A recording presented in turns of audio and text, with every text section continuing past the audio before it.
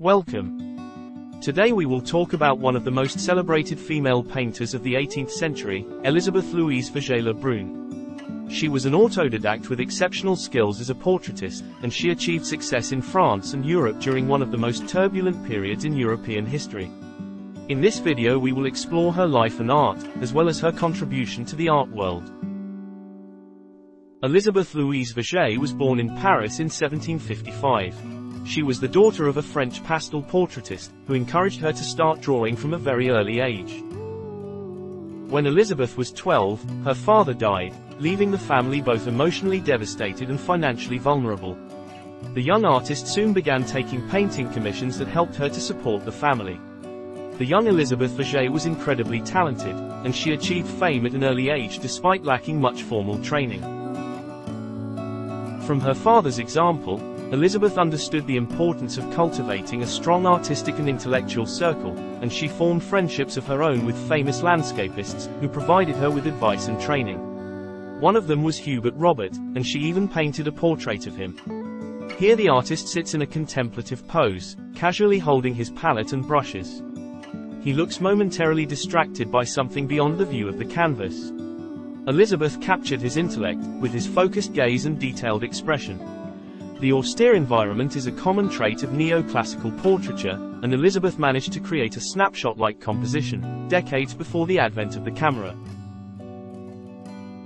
At age 19, she submitted this piece for her application as a member of the powerful French Royal Academy of Painting and Sculpture. She was one of only 15 women to be granted full membership in the Academy. The work is an allegorical scene depicting a quiet moment between two symbolic female characters representing peace and abundance, where peace is guiding abundance with her harvest of fruits and wheat. Although they are two women, the artist represented peace in a masculine way, guiding and controlling the sensual figure of abundance. This signals not only the painting's eroticism, but also the allegory's meaning.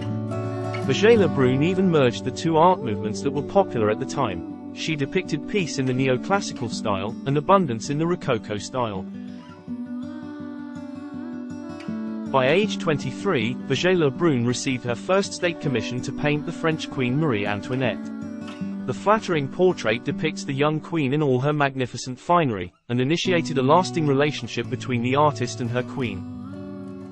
Vigée Le Brun was known for her ability to put her clients at ease, and notes in her memoirs how she and Marie Antoinette would converse and even sing during their many sittings.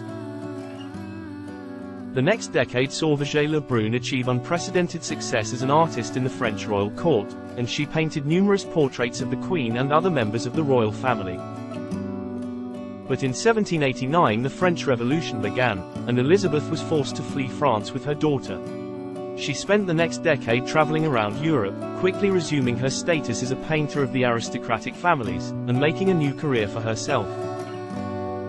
She made connections in Italy, Austria and Russia, and she became the painter of many local ruling families. Her ability to capture the likeness and personality of her subjects made her a favorite among her clients. One such portrait is the Countess Anna Ivanovna Tolstaya, whose delicate features and regal pose are beautifully rendered.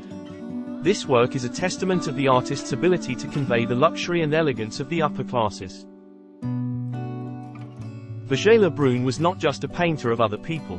She also painted a number of self-portraits throughout her career, like this one with her daughter. Here they are not clothed in fashion that would have been worn during that period, but dressed in a manner that evokes the ancient past. This represents the rising influence of the neoclassical style.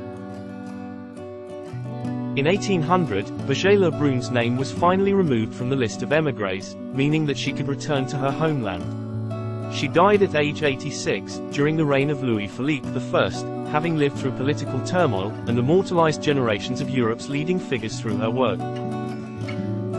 Her legacy continues to inspire and influence artists today. Her portraits are still admired for their skillful use of color and their ability to capture the essence of their subjects.